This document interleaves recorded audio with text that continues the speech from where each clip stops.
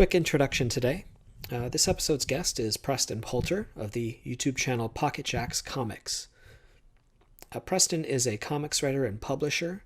His books include White Lily and Guinevere and the Divinity Factory. We'll be continuing our conversation from a few months ago. Part 1 is in the description if you're interested in hearing that first. We begin today's chat by discussing Preston's recent legal acquisition of the trademark, or is it copyright, of the word Comicsgate. He'll explain the differences, ramifications, and results of his choice.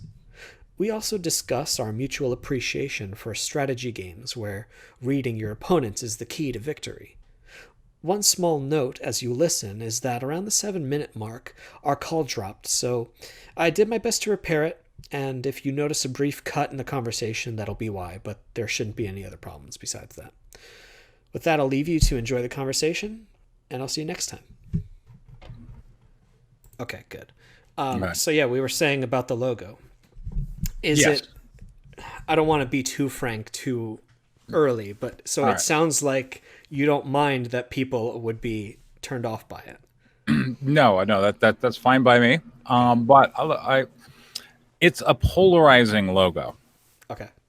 and you know what that means. I don't know if you know what that means. All right, polarizing means that you tend to have a strong reaction one way or another. Okay. So people either love it or hate it, basically. I got a lot of people go, "Oh my God, this is awesome! I love it. It's fantastic." I have other people who are like, "No, absolutely not. This is bad." So, just looking professionally, commercially, I think there can be benefits to having a polarizing logo as opposed to a more mediocre, middle of the road logo. I think I'd much rather have a polarizing one than just a bland one. You know what I'm saying? Something that people react to. Right, because you're reacting to it. Even if you're acting against it, you still mentally now understand what that logo signifies. Well, it does have many, many meanings. Does the artist, did they come forward, or are they anonymous? Oh yeah, no, I identified them. They Okay. well, I mean, you don't have to say. under my trademark of Comicsgate, I only certify creators and their books. You understand? So I am getting a certification trademark for Comicsgate, and I will I'm certifying John Delarose's Robotoad Rec Manlet. That is a certified Comicsgate book, and it will bear the logo. You understand? All right. Okay, so that's what I do. Now, people are like, "Well, is this guy Comicsgate?" I'm like, I just look at comic book creators and their offerings. I don't evaluate people on some bizarre moral scale and decide whether they are of individual worth such that they are Comicsgate or not Comicsgate. That is kind of silly. I see. Yeah. There are going to be many questions, but I guess to get everyone oriented. Well, I mean, you don't go to your car dealership and ask if your wife is a good person, right? It's just insane. Like, that's not what branding is about. That's not what comic books are about. In this case, the Comicsgate brand under my trademark will represent timely delivery, respect for customers' information, and not engaging in online harassment and libel. That's it. That's all it means. Doesn't mean anything else. I see. So the actual content is not I don't speak to that. right. And in case anyone listening is not aware of what's going on, let's rewind a little bit. Sure. So do you want to tell us what exactly you did, legally speaking, and Okay. what was your motivation for it? All right, so the U.S. Patent and Trademark Office has awarded me a provisional trademark for Comicsgate as applied to comic books. And this is a intended trademark, meaning I have registered that I intend to do this as opposed to citing something in the past that I've done previously. Okay. I'm sorry. I'll ask legalese questions later. Go on. Sure. Yeah, okay. So what actually prompted me to do this was Detective Dead. Which, God, I think that happened like late November going into December. When Antonio Malpica came out and said, yeah, I spent the money and there's no book and my computer's wrecked and all that jazz. So his book it vanished, but he was the holder of the copyright? All right. Now, keep in mind, a copyright is for an artistic work. A trademark is for a word or a slogan or a logo or some distinctive mark in the field of commerce to which the customer should signify a unique source. Oof. I'm trying so hard to follow. Okay. All right, let's do this. If you see the Ford logo, right? Yes. Or even if you just see FedEx or the arrow or just the shape of the arrow that's in the FedEx logo, you associate that immediately with one thing. Okay. And one thing only, right? You don't see the FedEx logo and think, oh, that could be the post office, or maybe it's UPS, or maybe it's some local courier. No, oh, that's Federal Express. Okay. See? It's unique. It is, and it's not a artistic work. It's not a work of literature. It's not, some painting or work of art. It is a short, simple expression. FedEx with the arrow and the logo and the blocking and the color scheme and all that is a short, simple expression such that in the mind of the consumer, they look at that and they immediately identify one unique source. That is Federal Express's mark in the field of commerce, their trademark. That's what it is. A copyright is what exists to an artistic work. So your icon of the Mary Sue or whatnot, see, that is an artistic work and therefore is subject to copyright. Mm-hmm. And if you made it into a logo, then it could be trademarked. I see. See what I'm saying? Yeah. So you own the trademark. Trademark. Okay. So the name itself without a space in between. Yes. If anyone is listening and isn't aware, Preston here trademarked is officially the owner of the word. Yeah, of the trademark for Comicsgate. So now that we've gone over the legalese, you understand what that means. I now have the sole right to introduce the word or some kind of logo or some type of artifice around that word into the field of commerce, and I have the right to have consumers associate that mark with me and me alone. Mm-hmm. That's what I have. Okay. Now, I could speculate as to many motivations. Right. As for what this move, I can just ask you, what were some of your or all of your motivations, and what have been the reactions? Well, I got into this with the Antonio Malpica situation because he dropped the ball, and I looked at what he had. Yes. Okay, please continue. I'm sorry. All right. So I actually started sitting down and thinking about, the power of the word and what it meant. And I realized that the slippery definition of Comicsgate was essentially where most of the abuse happened. And I remember this story in a Tony Robbins video. I don't know if you know Tony Robbins. He's a motivational speaker. Mm-hmm. And he talked about the power of words and the power of labels. And he relayed this one story about how easily American GIs were, or the rate of collaboration of American GIs during the Korean War. And he said that these prisoners would be isolated, and they would, have to write out their life stories and stuff. And that the people who were trying to turn them would kind of look over them and get them to say, name something bad about capitalism. And, and it's hard to say, well, capitalism is a perfect system, so you have to say something bad about it. Mm-hmm. And they would go, oh, well, what is the unemployment in a communist country? And they go, well, it's, and then eventually, okay, write an essay about, some of the flaws in the capitalistic system. Mm. And then they would go and they would read these essays on the loudspeaker, like, private whatever, or it says, here are the problems with your capitalistic system. See, you guys can, and then it would create this sense of betrayal amongst all the other prisoners of war. I see. And then that would allow him to be further, labeled as a traitor and as a collaborator. And, it was often just, turning on, the very simple definitions of words. And when it comes to Comicsgate, that's what people always do. What is it? Is it a system of beliefs? Is it a network? Is it a consumer revolt? Is it a network of creators? Is it just an idea? And they continually do this dance. If the heat's on them, comics is just an idea. You can't come after an idea. Mm-hmm. If they're going for the gang aspect, are you with Comicsgate? You didn't self-declare Comicsgate. Where is it? Yeah. Or is it a network? Have you promoted a Comicsgate creator? Have you let everyone know you're Comicsgate? Or is it a brand? This book is comic. It freely floats between any of the, and that's a horrible abuse, and it allows for people to essentially deflect all criticism, because in the words of Napoleon, collective crimes incriminate no one. If, for instance, Ethan Van Sciver or Roe or some member of War Campaign does something bad, and instead they're saying bad things about Comicsgate, well, see, now it's about a group. And again, collective crimes incriminate no one. So that is how, people have been able to slide with such horrible bad behavior.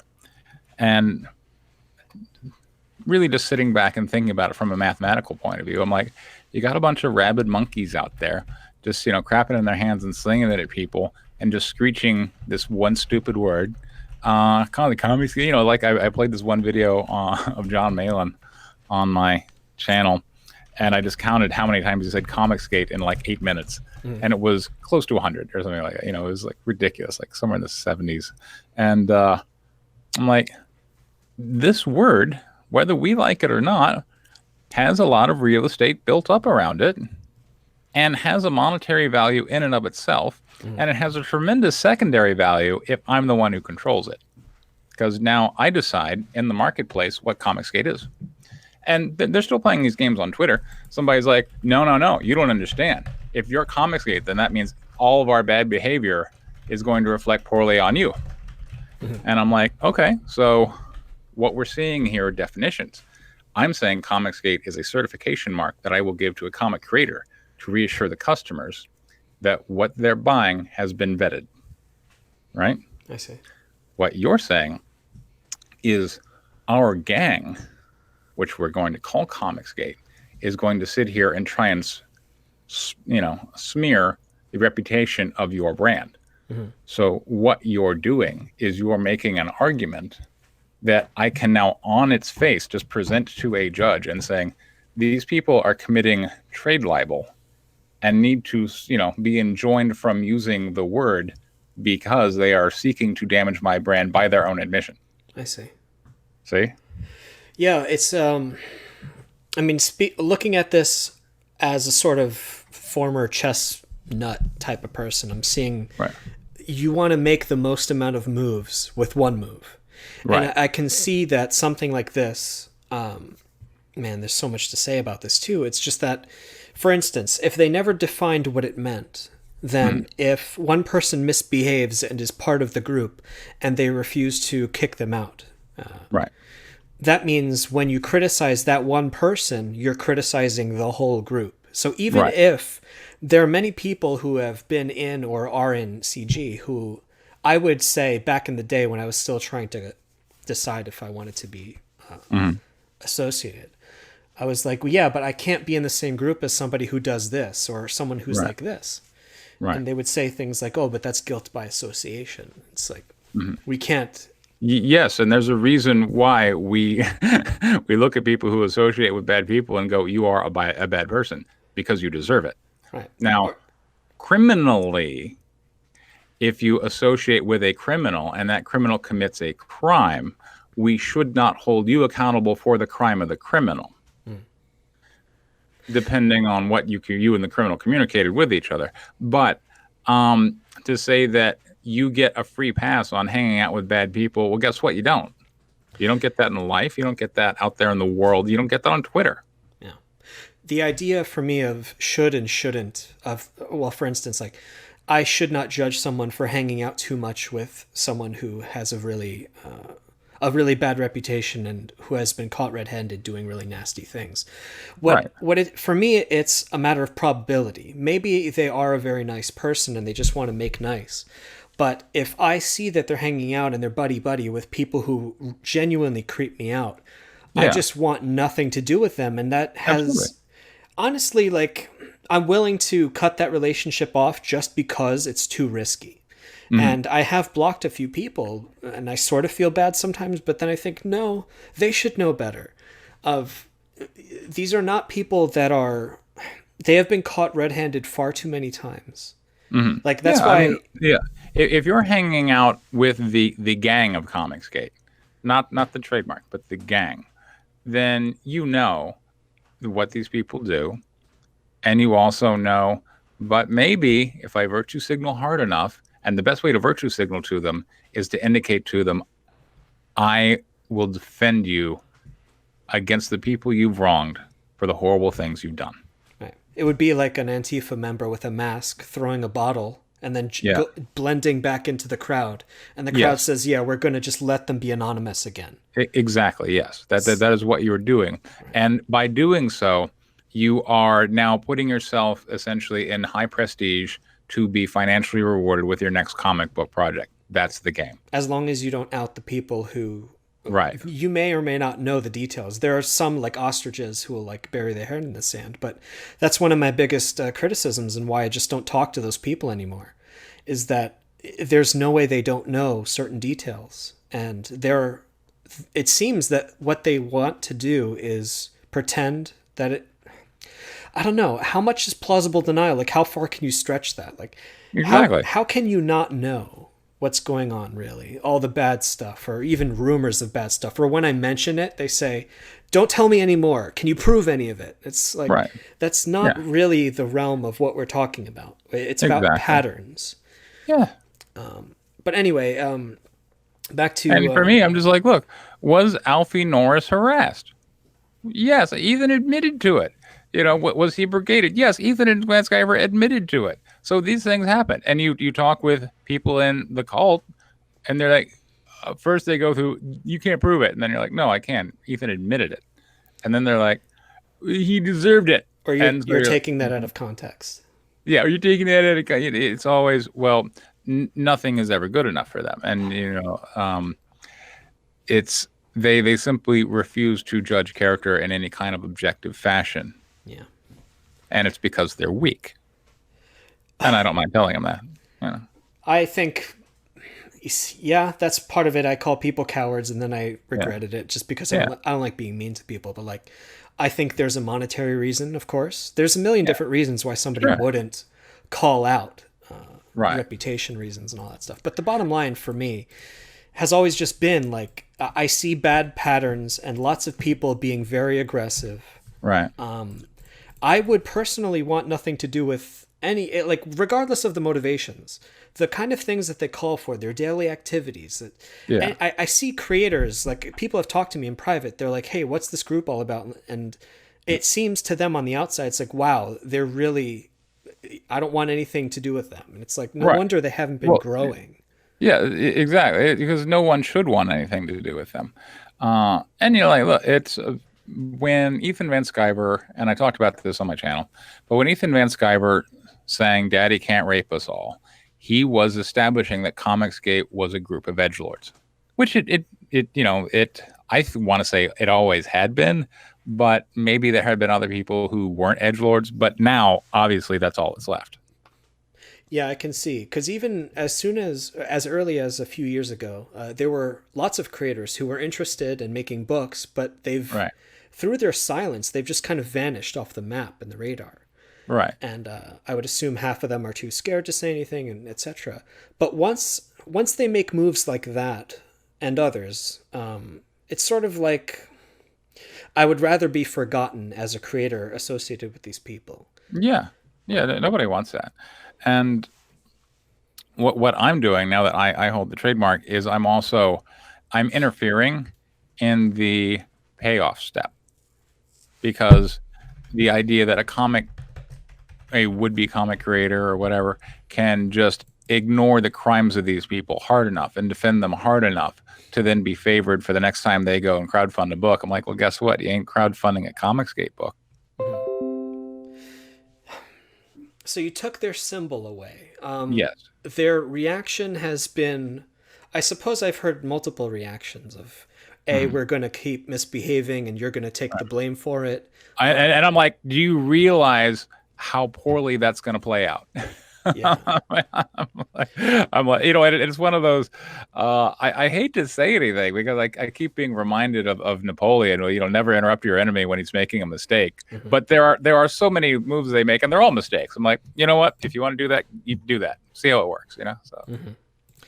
Yeah, it's I keep And the other fluctuating. one they want to do is, yeah, we're just going to keep using the word regardless. I'm like, that is also a horrible idea, but Mhm. I welcome you to, you know, that's another failing move, but go ahead. So, It's because you and I are both we play MTG and Magic right. the Gathering. For anyone who doesn't listen, it's chess and stuff like that. And I understand you're a judo practitioner, so Mhm. and I want to ask you about that later too. But all of these sports and games are all about pushing your opponent into moves like binary choices where neither is good for you.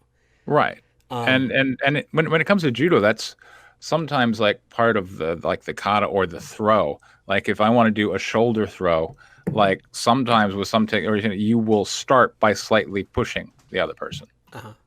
because you want to pull them to you. You want to pull them to you in one big sweeping motion and pull their weight up and over their toes such that you can then drop under them and do this roll, right? And then then they just kind of fall down over you at your direction to the spot on the ground you want. That is a shoulder throw.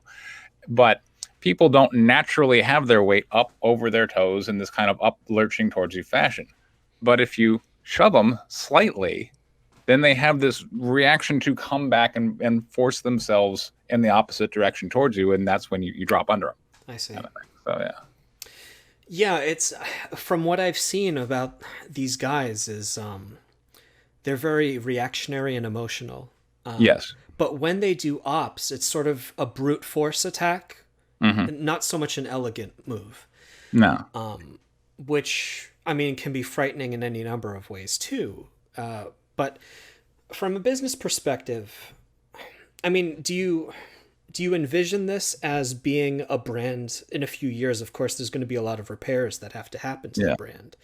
Is this something you envision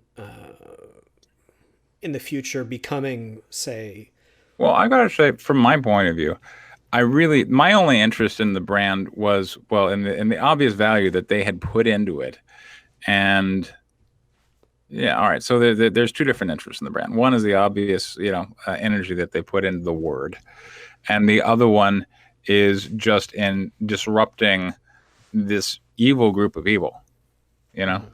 So my interest is twofold, and if the brand, the trademark, the term associated with comic books simply fades away into nothing, I'm totally fine with that. I would say mission accomplished.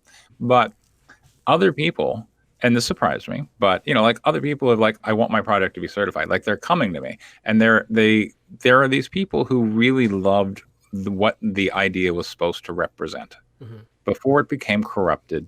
They loved what it represented, and they see me as a fair, impartial guy who's putting forward some amazingly reasonable standards. You know, these are not a high bar I'm setting for comic book creators. Just don't dox your damn customers. You know, or how hard is that? don't get drunk and on a stream and say that Yeah, you're gonna cut. I can't yeah, believe that clip that you put up. yeah.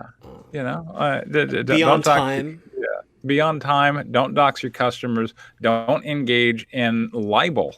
These are such easy standards to follow. Mm, And if you can't meet those, well, I'm sorry.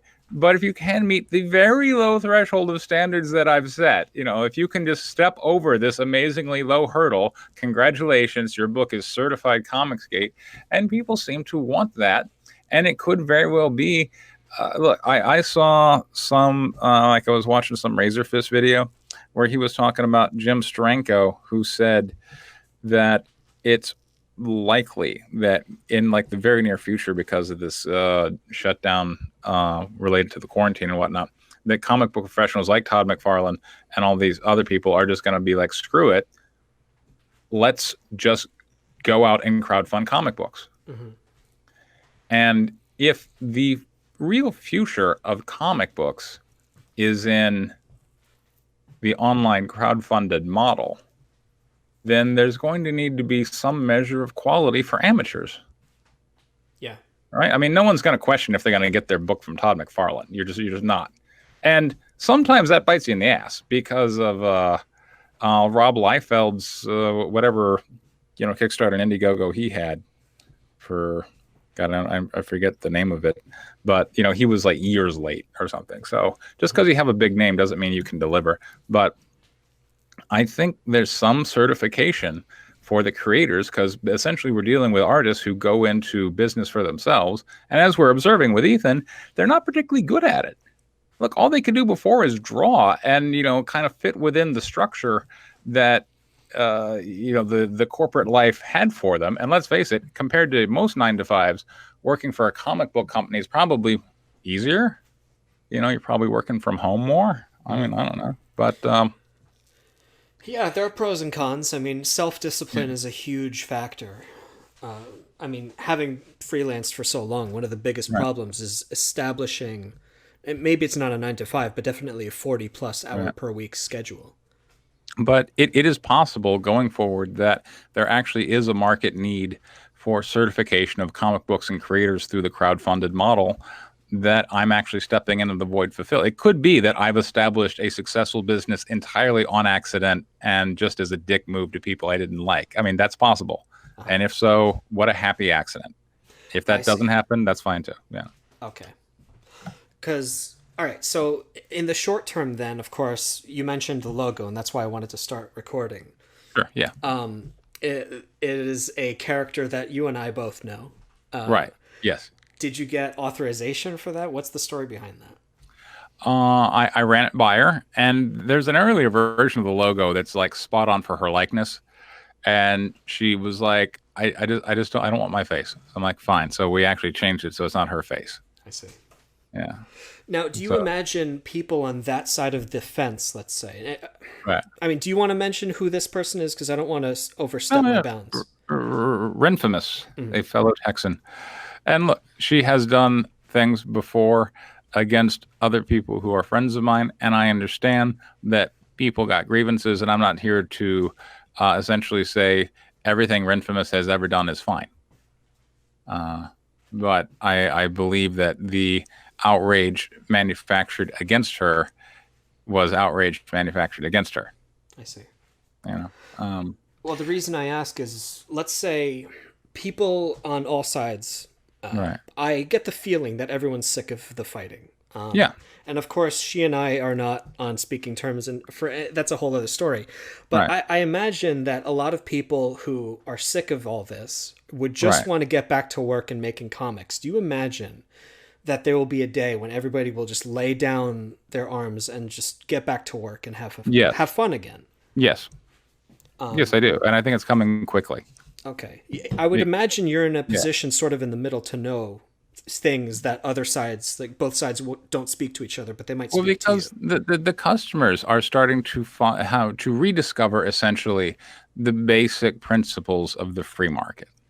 And like these old 1800s principles about like that became slogans and aphorisms that we would kind of hand down to generations about like don't buy from a salesperson who looks like he's kind of sloppy or don't do business with a guy who's cheating on his wife because guess what, if he's not honoring those vows, he's not going to honor his promise to you as a customer. These kind of Sure. aphorisms and general rules kind of thing. We're starting to discover the importance of character when we are dealing with small creators, and that has probably been culturally lost because we as Americans for the last God almost 100 years we have been buying standardized brands from standardized sources I see. regardless of what city you're in. If you go and you order a McDonald's meal, you're going to get pretty much the same thing, right? You don't know the name of the chef.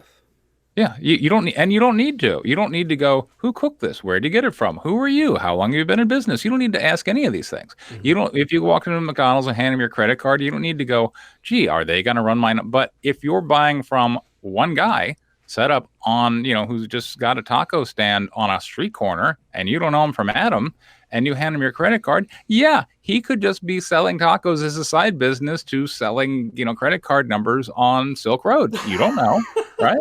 That's surprisingly, that hits very close to home. Yeah. It's possible. So, when you're dealing with a small business, what you are when you're dealing with crowdfunded comics, reputation is important. And often as we've seen here in the last 2 years, consumers are just getting burned left and right. They're getting sold this bill of goods hype, and they're getting burned, and they are, look, been contacted by a lot of people who are like, I'm never crowdfunding a comic again because I had a bad experience here. But if the industry is actually going there, if Strenko is right and the industry is going there, then, well, what, are you going to give up on comic books, or are you just going to accept that there are a need for standards? And if there is, then let's speak to it right now. I fully agree. I think, I'm disgusted that it took so long for some people to snap out of it. And I think there's still work to be done. But the idea that even one creator who anyone's talking to, like, I would consider it a scarlet letter kind of thing. Right. If they showed even the slightest possibility that they're not to be trusted with things like customer names and addresses, that person needs to be like thrown as far away from everybody else as possible. Because if I even am seen talking to that person, that's going to reflect badly on me, and I think rightfully so. We talk about things like guilt by association. I would, as a customer, never give my address to a person who was on tape saying, I'm going to dox someone, for instance, for canceling my book. What a disgusting person. Get away from me. Never speak to me again. And the guilt by association excuse is basically them saying, okay, yeah, I could see maybe not giving money to that person, but you should still fund me, whom you don't know very well, and mainly know because I'm friends with this other horrible person, because I haven't screwed you yet. Right? Yeah. That's the creepy thing. But this whole business depends on, hey, there's this stranger who may even be operating behind a pseudonym. Right. Do I even want to trust that person? It's like, wait a second.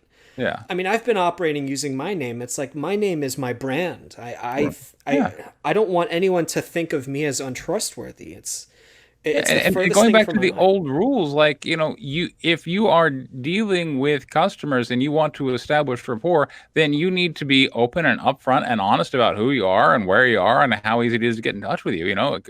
If you have a problem with that umbrella guy, unless you're, doing the deep lore, you don't even know who that is. That's true. For all we know, anybody using a pseudonym could just take the money and run. It's crowdfunding. Yeah, exactly. Now, even if they, put a book out, that doesn't mean that who knows what could happen next time. We know things that we can't probably talk about, but there are just certain... I would never want to put money behind a book, at least let them know my name, for instance. I might buy something under a fake name or using a third party, something like that.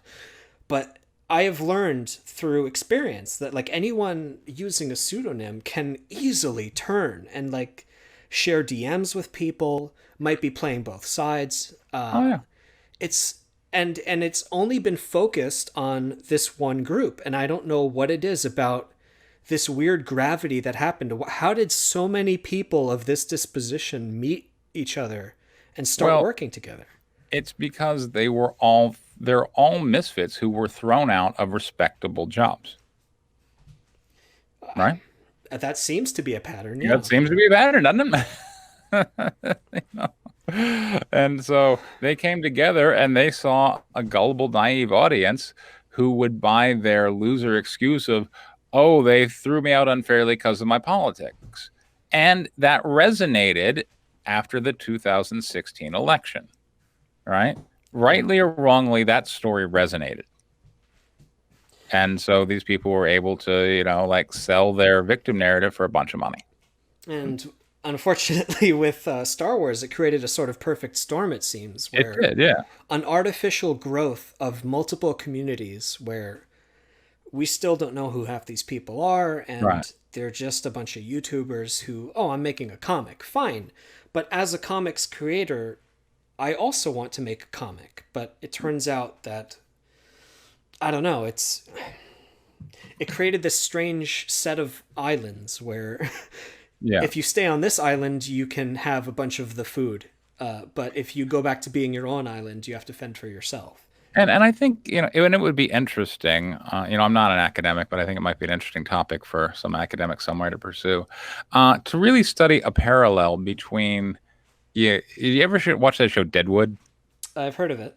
Okay, but like the old west style of communities, because that's kind of what we're back to.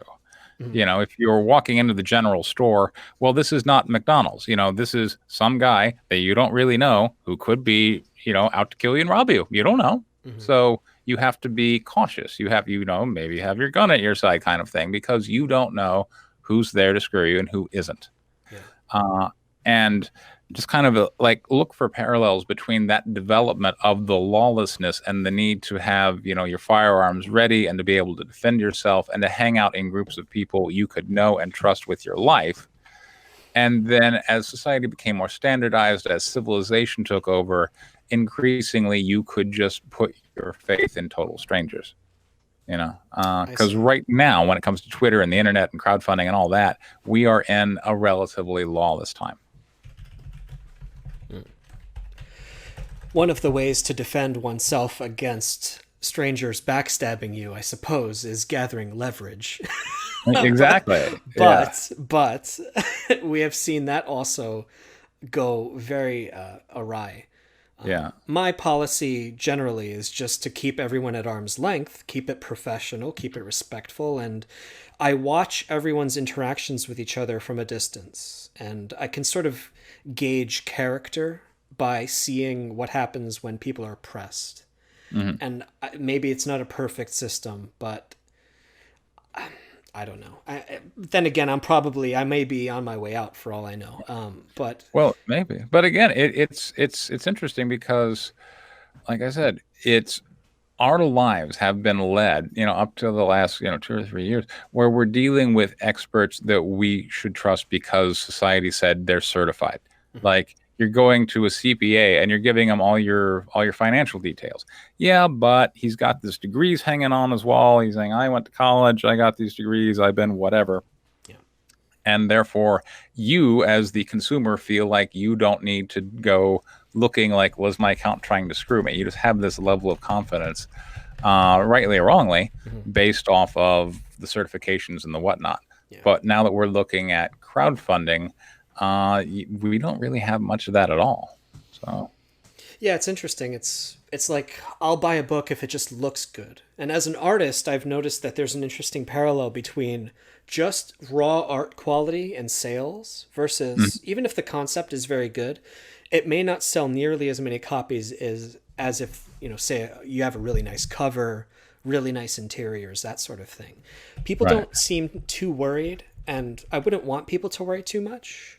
But I guess I've seen too much of the dark side of things where it's like, I don't know. If I was a customer, I probably wouldn't buy most of these books. Like, I'll trust Doug. He's a Yeah. veteran, Tenaple, I mean. Oh, I know. Yeah, yeah. Yeah, and these are proven creators who have had multiple successful projects. You, Tim Lamb, those guys, you guys are on like your fifth, sixth book at this point. Right. And you have return customers, so they're very happy with your work Yeah. and your And customer and I can go, service. hey, look how many different campaigns I go. Look through my comments. You don't see a bad one.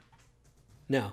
Maybe sometimes somebody's like, I didn't like the resolution on the PDF or didn't like the water. Whatever. There's like some minor complaint about the book got damaged by the time I got it. That's the worst you're gonna find. Yeah. And then, So, of course, you got the people saying occasionally, oh, you're a jerk on YouTube, but that's right. not at all having nothing to do with one's business practices. Exactly. Yes.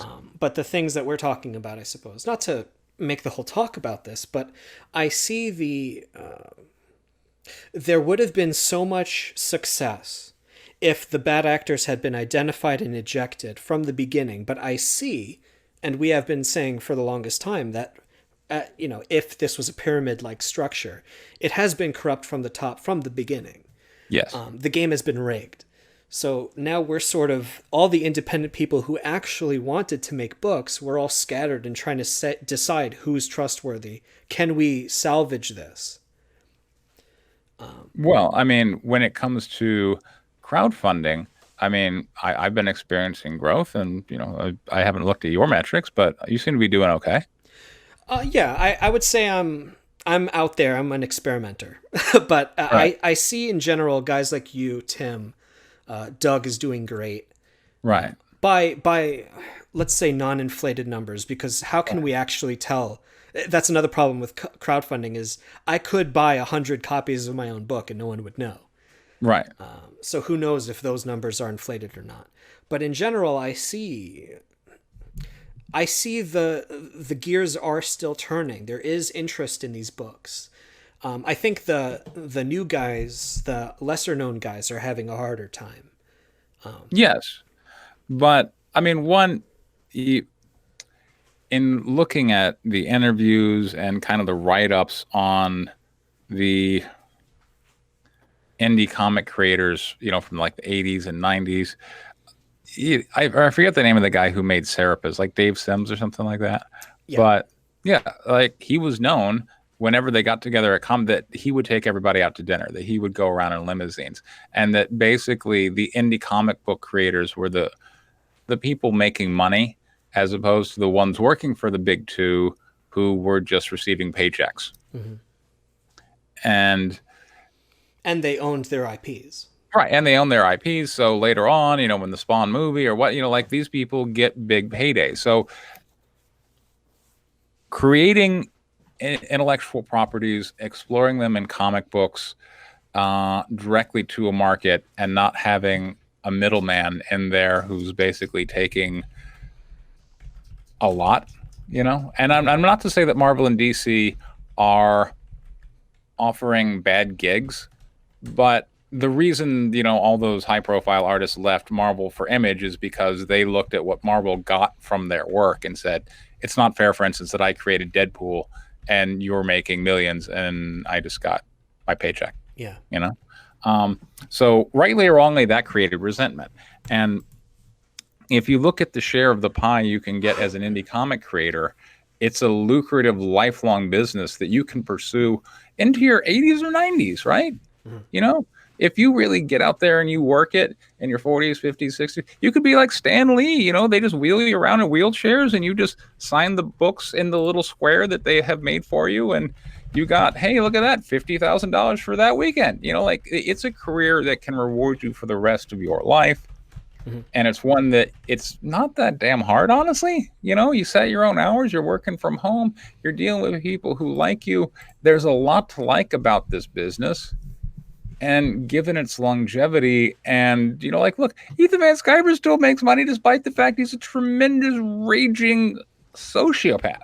Mm-hmm. That lets you know how forgiving and how generous this business is.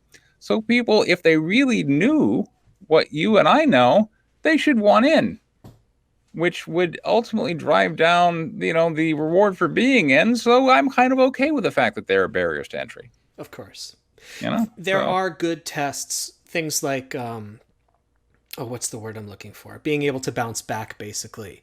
Right. Of taking rejection, taking notes, and what can I do better next time, and the idea of working really hard at it. Like, for instance, I've been doing indie comics since over 10 years, but I've barely sold any copies until this past couple of years. And I still don't know how to sell copies, but I still would keep doing it for the joy of it, for the possibility of success. It's such a beautiful, and crowdfunding itself is such a beautiful opportunity. I guess what I'm trying to say is the only obstacle I've seen these past couple of years that really is the thing that can ruin everything is being able to identify and speak up against the bad actors. So I think what you could say is we are right now in the crux of the first real trial and identity crisis of an exciting, emerging new economy. Mm-hmm. So... Yeah, I would think so, because I've been in indie games actually as long as comics. You don't hear many stories about people in indie games development who, say, didn't deliver a game or something like that, or delivered a disappointing game. They don't get a chance to make another one, usually. Mm-hmm. But the ones who do, and they deliver a great product, they can make tens of millions of dollars. Yep. So in comics, it's sort of a different beast, but I can see the value of delivering a successful or a satisfactory product and building reputation slowly. And unfortunately, a lot of us are the shy type who, I mean, even me with my YouTube channel, it's difficult to make videos and remind Right. people that I exist, but that is part of the formula. As much as I disagree with John Malin, for example, one of the things he always pushed was you have to have a YouTube presence. And unfortunately, I agree with him on this. Right. But I disagree with many other things. Exactly. But yeah, it's been an interesting sort of let others make mistakes and I can learn from them kind of thing. Right. So that's been advantageous, I suppose. But let me ask you about your books now. What do you? I mean, I know the answer. I'm cheating, but what are you working on now? And in the next few weeks, months, what are your plans? So White Lily 5 is being lettered, and that should be done within like a week or so. So we're going to be launching White Lily 5 on Kickstarter a week from today. So, so that'll be next Friday. And that's the final part of Yeah, the series. that's issue 5. Now, I've started to break up my campaigns because I found I get more revenue that way, and I like revenue, so I do what gives me revenue.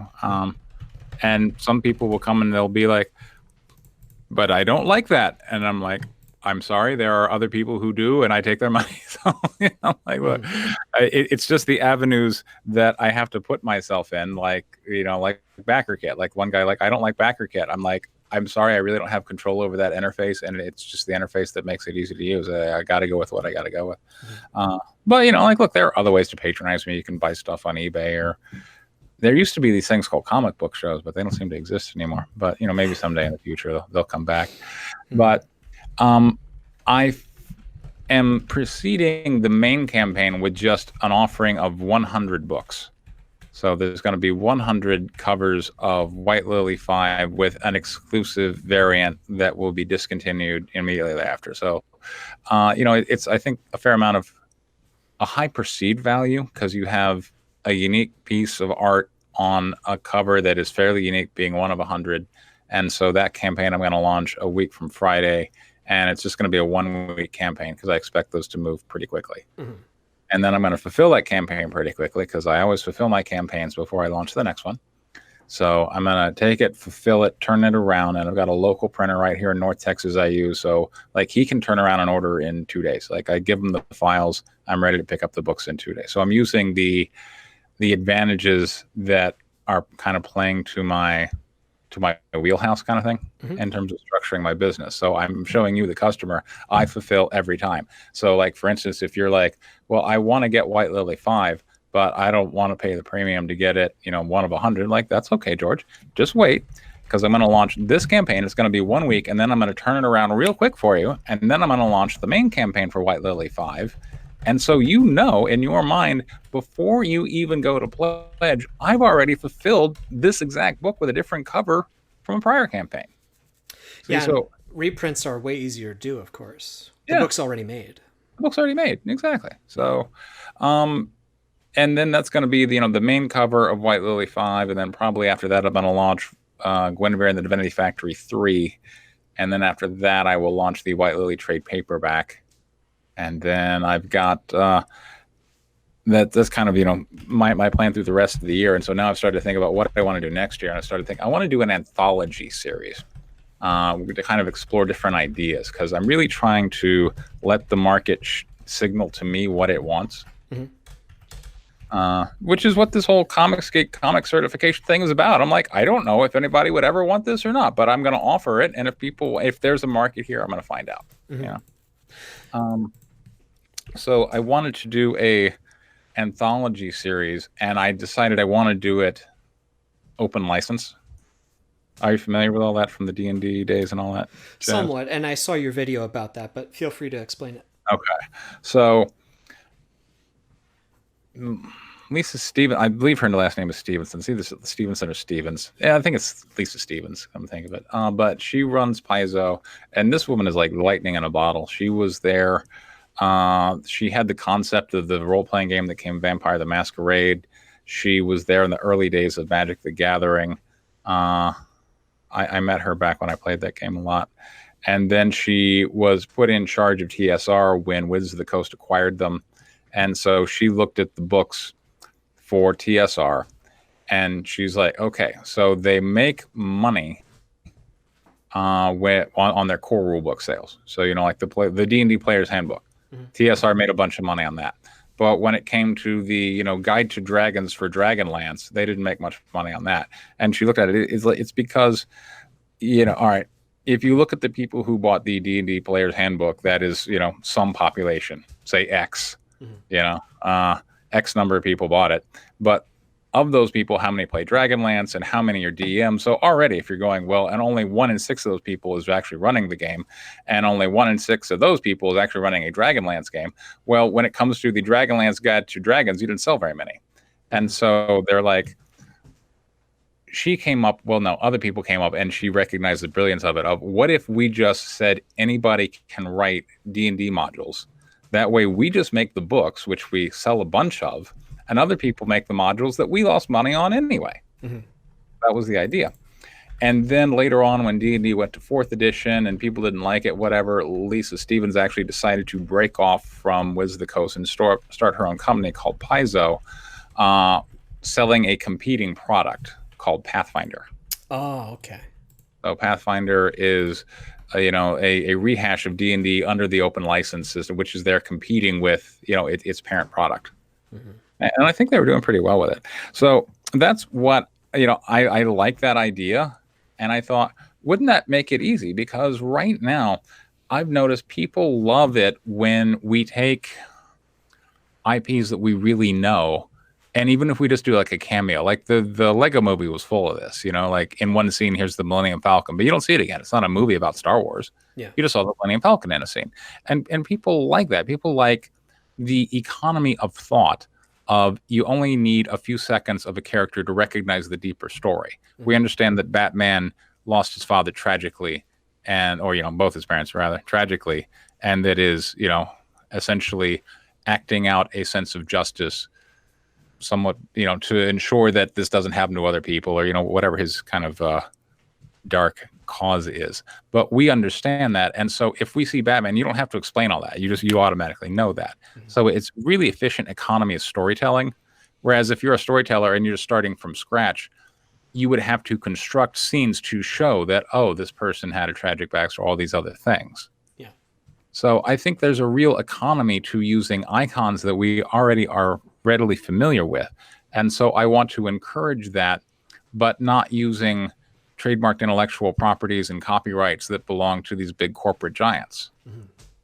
I want to instead create my own because I'm in the business of competing with right? Sure.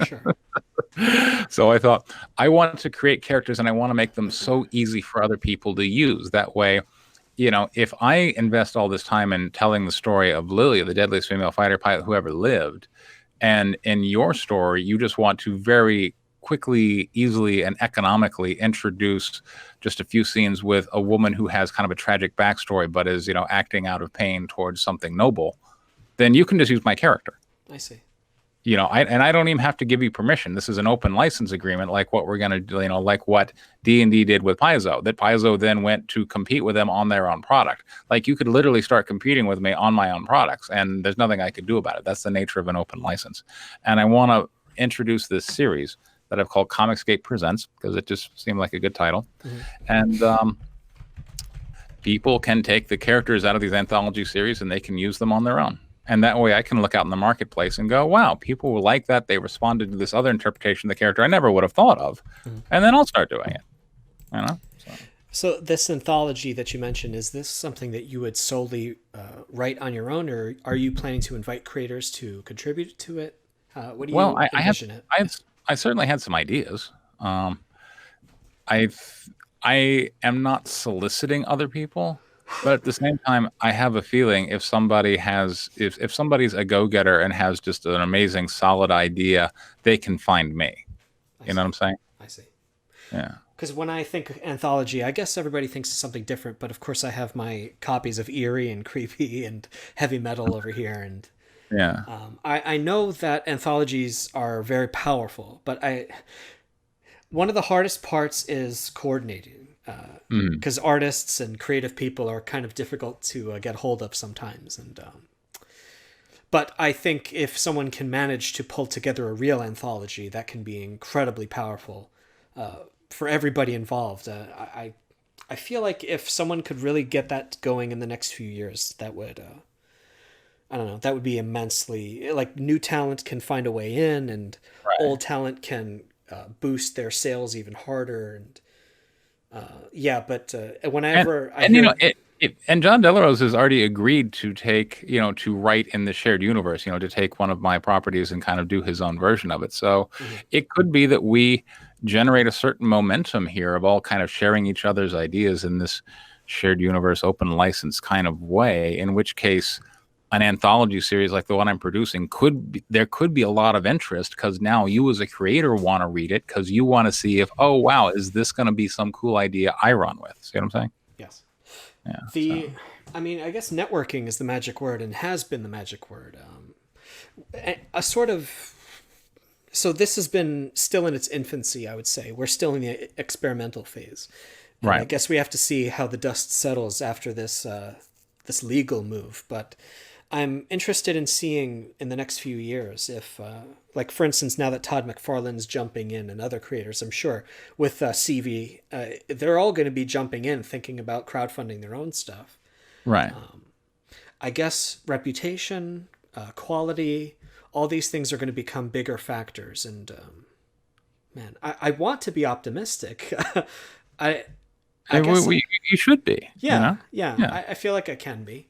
Yeah. We'll just have to see how things go, I I mean, the suppose. reason why the safeguards got put in, like the reason why you could operate in modern society trusting strangers because of the certifications and whatnot, the way those systems came about is because of the scandals of yesteryear.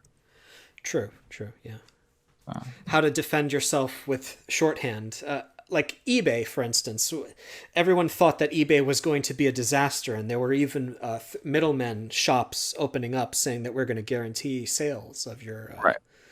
And it turns out they went out of business because everybody actually followed through on their sales, and the Yeah. checks didn't bounce. But I guess I heard an interesting thing about criminal theory, actually. The threat of being caught is more effective than the punishment. Hmm. So if that's why I appreciate channels like yours. Not to actually say I can't confirm if there's criminal behavior yet, Sure. Yeah. but I appreciate that you guys are keeping everyone honest. That there's a record of everything. I really like. I think that's the thing that would stop bad actors from getting away with it. Because if they keep getting away with it, I feel like that would just be people peeing in the pool and no one wants to get in anymore. But if you can guarantee that they will not get away with it, I think that will stop them in their tracks and force them to go on to some other scam. But anyway, I guess Yeah. thank you. But Exactly. Yeah, I want the grifters out of comics books because like look, I hear so many stories, and not to mention like even being from Pennsylvania, you see these horrible, grotesque harassments they do against a customer, and you just intuitively go, I don't want that to be me. What did she do? She bought a comic book from someone over the internet. I don't want to do that. yeah, You know. there's, and I keep saying this on my channel, and I'm really sorry for everyone listening. There's so much Preston and I know or I've heard, but we can't say anything. Like, legally speaking, like I don't know if what your position is, but I'm just like, when it goes to court, Yeah. then I'll say things. But like, when people ask me for instance, there are other creators that I'll just warn, like, don't get too close to those guys over there. Right. Just trust me. And they're like, I don't trust you. I say, shoot, I'm sorry, I can't say any more than that. Not to keep beating a dead horse, I'm so sorry. Yeah. But let's see, looking at my notes here.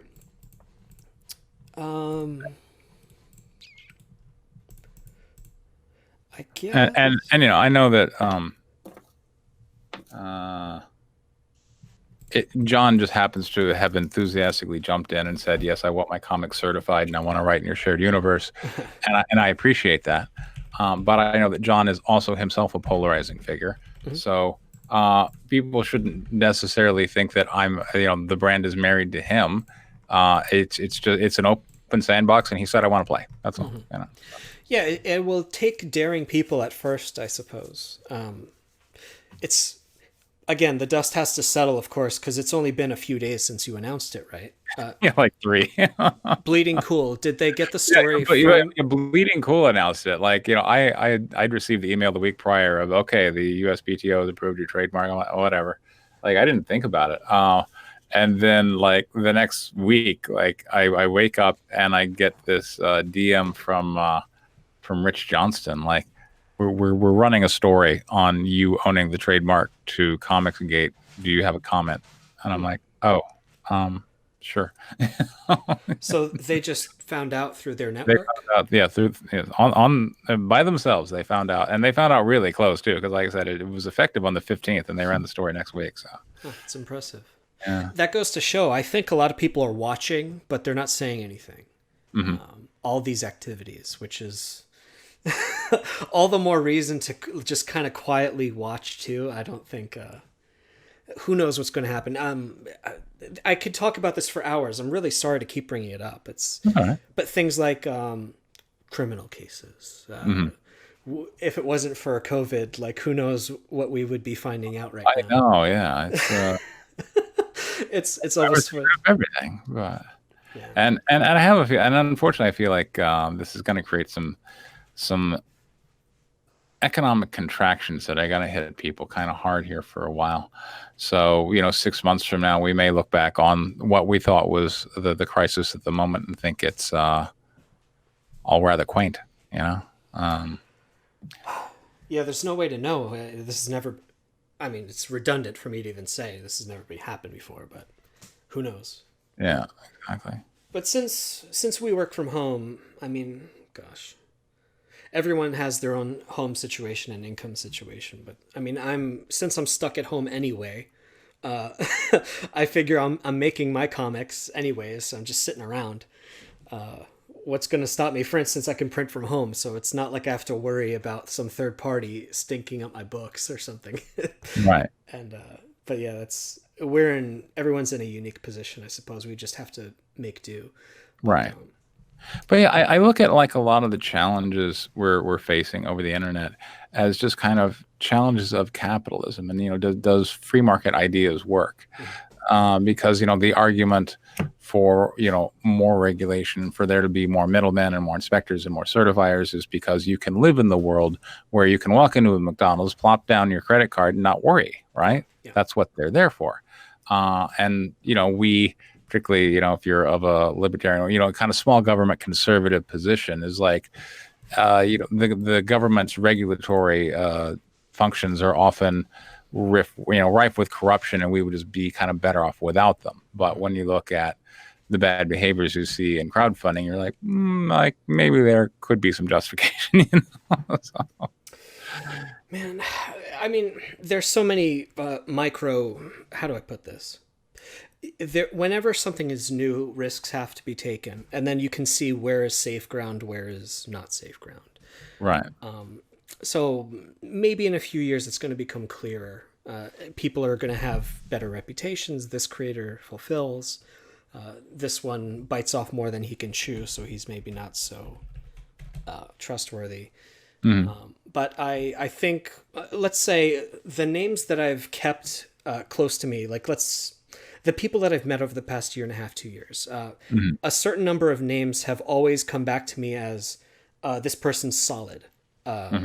Like I'm not going to give them my social security number or anything, but like I feel like I can trust this person in a business way, but I would encourage any customer, of course, to sort of vet creators in the same way. I guess that's the only thing we can do to defend ourselves. Yeah. On a more positive note, I suppose, I am curious to ask you about hobby stuff, but is there any other serious things that you wanted to talk about before we go? No, go ahead. No, because I was surprised. Was this part of the deep dive, by the way, when they found out about Magic the Gathering? No. I talked about that. I was like, that's a very old video, and I was Yeah. surprised.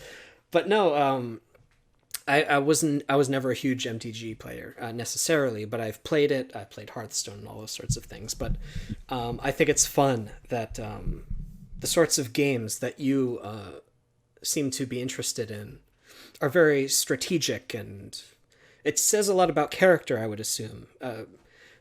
What are some of your favorite games, and what do you like about them? Well, right now, uh, well, I enjoy.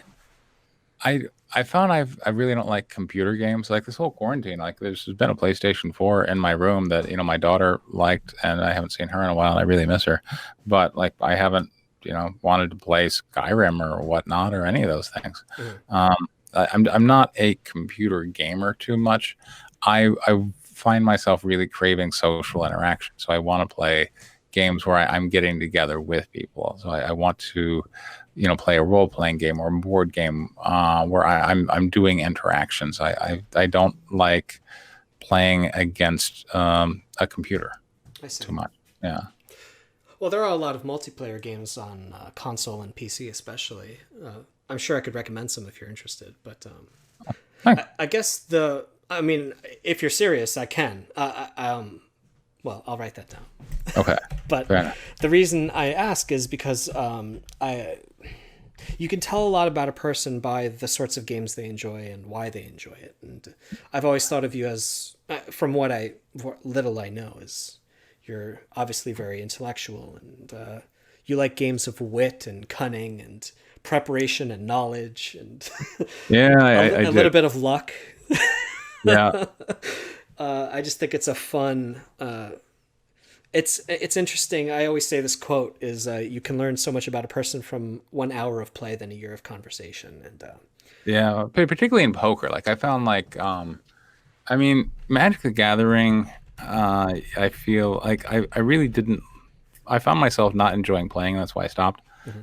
Because there was so much of a battle of egos and people being like, "Well, my deck should do this, and this should happen, and this other thing," and just kind of expressing disappointment and so on. And like, look, it's I certainly would fall prey to this trap too, but poker, I think, is a much better judge of character because you can observe someone in just a few hands of poker, and like how many hands did they play in one rotation? How many hands did they play? mhm. If they played 4 or 5, that person's playing a lot of hands.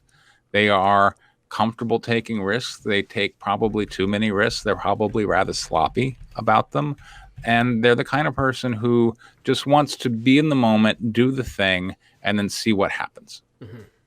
And like how long did it? It's like a few, and we didn't even talk. I just observed you for a few minutes, and I'm gonna go. That's who you are. You know. It's interesting how those sorts of expressions are involuntary. The sorts of masks we wear socially. And I think that's maybe why you and I are able to read. I hate to toot my own horn. We're Right. able to read people through their actions way Mhm. better than what they say. Like, actually, I use what people say against them a lot of the time. It's like, wait, Mhm. you're probably wearing a mask right now. I'm going to look at what you're doing. Mhm. But I'm sorry. Go on. That is a fascinating. So in one rotation, you say you could sort of get a read on a person's Right. habits. Yeah. And and and this one is a little harder, but there are some people, and they're kind of the opposite. So really, you can just think of them as the opposite. If they are the type of person who only played one hand in that orbit, then you can right away know like this is a person who does not want to be publicly embarrassed. Hmm. You know, they find losing embarrassing enough. They damn sure don't want to be caught in a compromising situation, like trying to make a move with a bad hand. They're going to bluff very rarely, if at all, because of the horrible weight of feeling foolish and being found out. I see. Wow. So uh, it is poker terms to say sharks and whales, right? It's Yeah. so the shark is the type of person who is paying attention. And Yeah, I guess you exactly. can recognize another shark by who's looking around and Sure, studying. exactly. Yeah. But then the whale type of person, unfortunately, and this applies to comics and the business as well, Mhm. they'll just blow money on anything. Sure. And it's sad and interesting, I guess, to think like sharks look for those types of people They do. to clean out, and it's like, hey, They do. I'll pretty much sell you anything you want, even if it's like a $500 piece of crap. Just be my whale, and I'll basically do whatever you want. not to keep bringing it back to that, but I find that kind of thing really fascinating. And unfortunately, I can't take money from people like that. It's against my I conscience. understand. You probably saw my video where I'm a morally reprehensible person who took money from a working mother. So I didn't I see don't that care. one. No. Oh, that was a good one. Should I look it up? All right. Sure, yeah, it's a good one. I think you might like, and it's a poker story. Like, it's absolutely true. I took money from a working mother. She was working as a poker player. Other people were like, "She's got 2 kids at home. Let's take it easy on her." I'm like, "No, our money spends just as well. Let's go." And people are like, "Well, how dare you?" I'm like, "I don't care what you think." What I'll cheat by asking this because Right. a lot of you tell allegories on your channel. I like that. But what's the moral of that story, do you think? Well, to me, people need to play within kind of the rules and I suppose expectations. And when you are invoking some type of expectation of you should soft play me or you shouldn't judge me by the same standards as you might otherwise judge other people, which is where you get a lot of, well, that's guilt by association. Like, you just don't want to be judged. You don't like what I'm saying. You don't like how I'm finding you. So therefore you're objecting to the basis upon which I arrived there. Look, when it comes to, if we really go, okay, feminism and okay, these other things, and women really expect to be treated as men. Well, if that was a father of 2 kids, should I therefore still be soft playing him? I see. Where's the line? She made some interesting life choices to get where she is. Maybe it wasn't her fault. Maybe it was her fault, but she is now there, supposedly my opponent, competing for money. Let's compete. I understand. Yeah.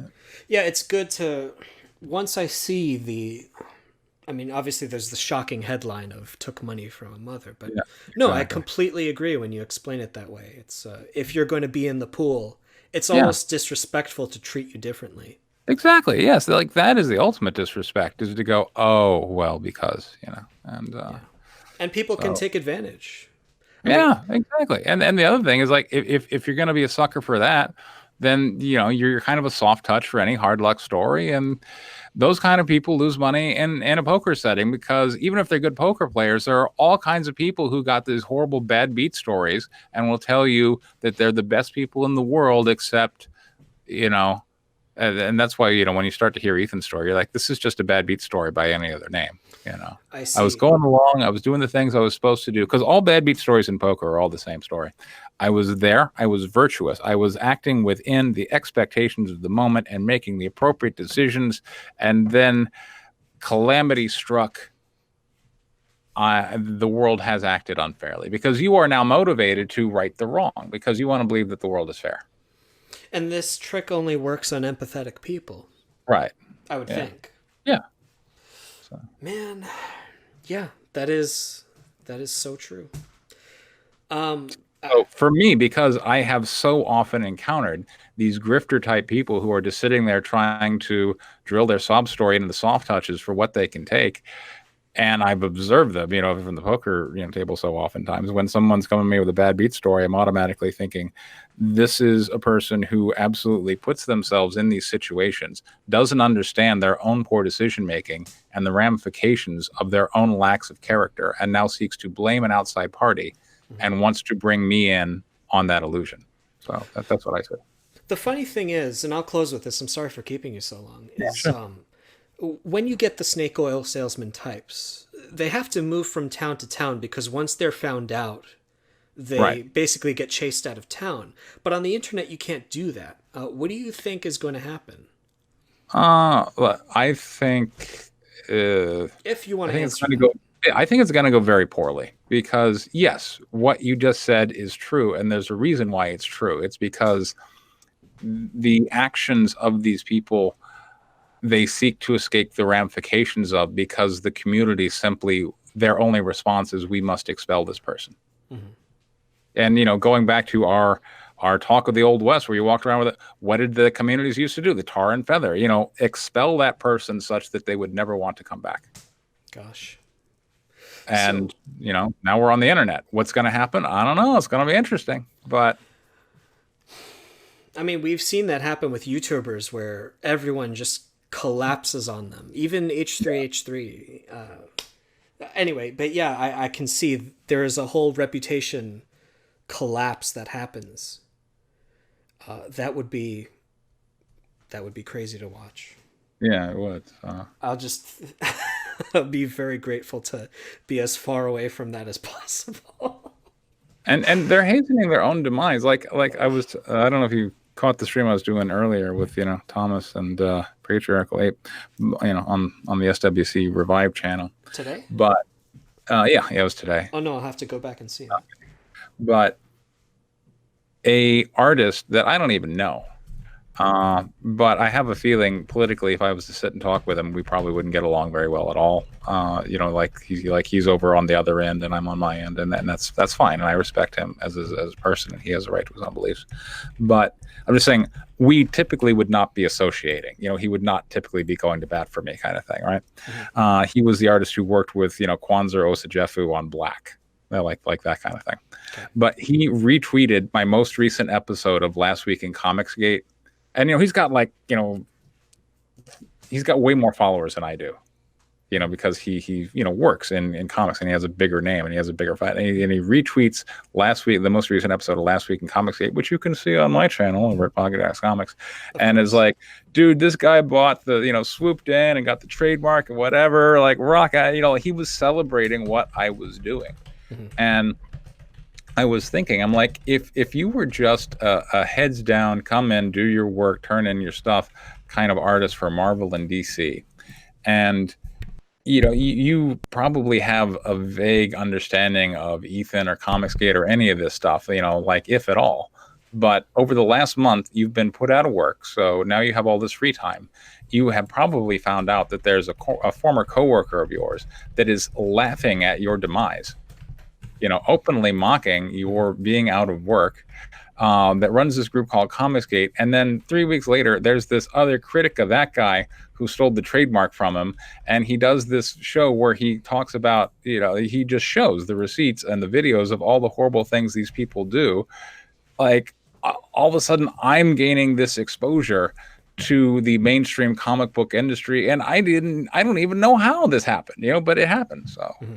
Well, success is when preparation and what do they say? Meets opportunity. So you have been keeping a log of everything that's been going on. And of course, those of us in the community have known about it for a long time. But right. Once this hits mainstream, I think that'll be the end of it. Exactly. Yeah. And my channel, my shows get bigger every week. And my crowdfunds are getting bigger every week. And so as more of a magnifying, because that's where Ethan has really escaped notice, is he's positioned himself such that he breaks all major narratives.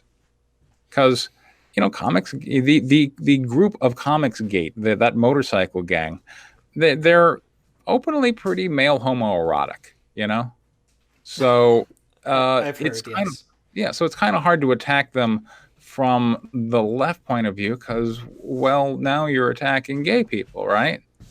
And it's hard to come down on them from the right point of from the traditionally right side point of view, because he's supposed to be overtly conservative or Trump supporter. So he the identity they've crafted breaks all the major narratives. So you have to instead have a particular knowledge of this group to characterize them. Yeah, it's almost like I wouldn't believe that they did this on purpose, but the devil's in the details. You have to dig through hours and hours of live streams to find evidence of what these claims are, and I would think it's almost too smart, to be intentional, but. Nonetheless, that's where you go. I don't know how you do it, and you find all these clips, but kudos to you. I would never have the patience. I'm about to go ship a bunch of comic books. I'm about to fulfill Gwen too. While I'm shipping, I put on something in the background. So here, let's hear people yell about me. Man. So, and then I go, oh, that part's good. I'm going to save that part. That's really impressive. It's I don't know a lot of people who would be able to do that. So that's. You get tough over time, Yeah. Well, I would say it's fascinating to watch what's happening with you and them, and you're definitely one of the guys on the spearhead. You're the vanguard of this. Whatever's happening, you're up there in the front. So it's fascinating watching what's happening, and I of course wish you all the luck in the world. And Thanks. Awesome. I honestly hope, like, whatever. Gosh, I don't even know what I would say, but like, may all the bad people get Exactly. poo-pooed on the head, May and everyone get what's coming to them. sure, You know? and may the good people be more obviously good, so that I can know who they are and I can trust them and work with them. Exactly. But yeah, everyone listening, if you haven't already, I recommend. I'll put links below, of course. But Preston's channel is Pocket Jacks Comics, and if there's anything else you want to plug, feel free. No, that's it. All right, I'll put links to your Indiegogos, of course. Thank you. And there is a part 1. I've interviewed Preston before, so I'll put that in the link as well. So thanks for coming, man. I'm sorry this went late. Yeah, take care of yourself, and I'll catch up with you with your next video, I'm sure. All right, cool. Take care.